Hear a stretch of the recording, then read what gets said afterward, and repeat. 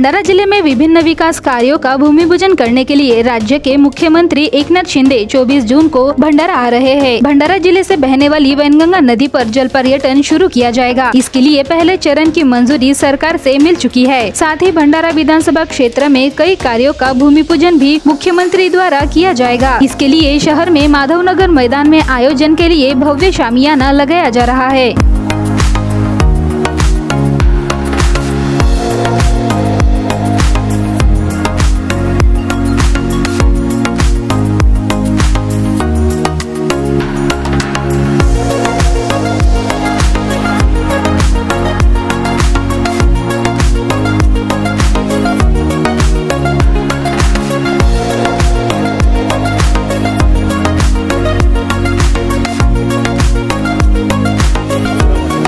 नक्कीच 2 वर्षात मुख्यमंत्री तिसऱ्यांदा येत आहेत आणि विशेषतः सांगावंसं काही प्रचाराच्या सभेला येत नाही, तर विकास कामाच्या भूमिपूजनाला येत आहेत। 2 वर्ष आधीपासून ते बोलले होते की जलपर्यटन आपल्याला करायचं आहे आणि तो आता फायनलाइज झालेला आहे, म्हणजे टेंडरसुद्धा झालेला आहे। त्याच्यासाठी त्याचं आता भूमिपूजन औपचारिक राहिलेलं आहे की भूमिपूजन करून त्याला 2 महिन्यात आपण स्ट्रक्चर उभा करून त्याला काम सुरू करायचा।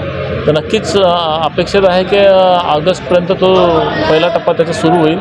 नक्कीच मुख्यमंत्री साहेब येत आहेत, आम्हाला अभिमानाचं आहे की आम्हाला जे आम्ही जिल्ह्यासाठी मागितलं, कारण भंडारा जिल्हा हा बॅकलॉग खूप मोठा वाढलेला होता आणि अशी परिस्थिती की भंडारा जिल्ह्यातून गोंदिया जिल्हा निघाला आणि गोंदिया जिल्हा समोर चालला गेला आणि आमचा जिल्हा मागे होता।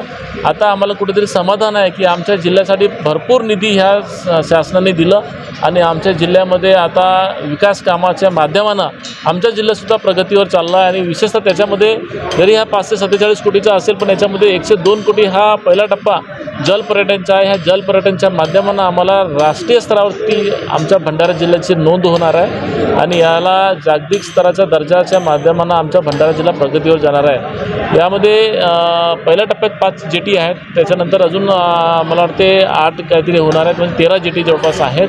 परंतु ह्या 13 जेटीमधून जवळपास 10,000 लोकांचा रोजगार मिळणार आहे अंदाज आहे। तर हा इतका मोठा प्रकल्प आमचा महत्त्वाकांक्षी प्रकल्प आहे। तर यामुळे मी राज्याच्या मुख्यमंत्री साहेबांचं खूप खूप अभिनंदन करतो, की आभार व्यक्त करतो की इतका चांगला प्रकल्प दिला आणि त्यांच्या स्वागतासाठी, त्यांचं अभिनंदन करण्यासाठी सगळे कार्यकर्ते आमचे इकडे उत्सुक आहेत येण्यासाठी आणि गैरसोय व्हायला नाही पाहिजे म्हणून हा पेंडॉल वगैरेची व्यवस्था केली पावसाळ्यामध्ये।